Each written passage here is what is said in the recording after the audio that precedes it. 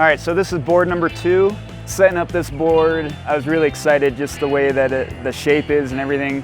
First run on this board, I was like blown away, just the way that it carved and the energy that it had. It's like just carving and ripping around. It's the type of board that I like. This board was one of my favorite overalls. It was really close to being my favorite. There was so much response coming in and out of the carves, and jumping on it was awesome. It had great kind of snap to it.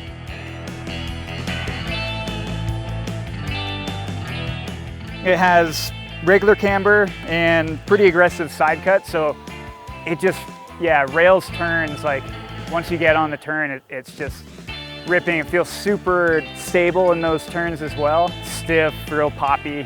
I'm really liking it. It's only been half a run.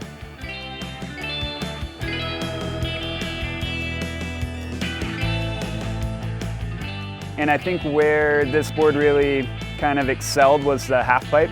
It just held an edge through the flat bottom really well and was able to hold a line up the walls, which translated to higher airs.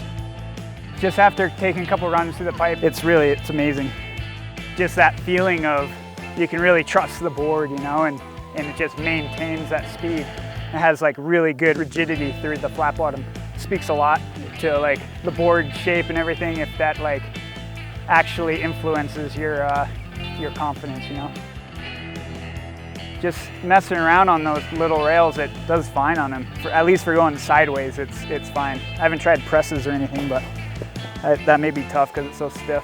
It didn't really ride that well on the rails. Obviously going sideways, it was fine, but it was difficult to get a press in.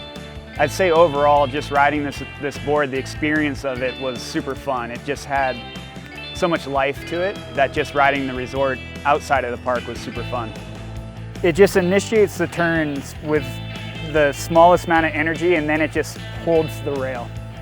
Just based on the shape and the kind of length of the nose, I think this would be the best board out of the group for riding in powder as well.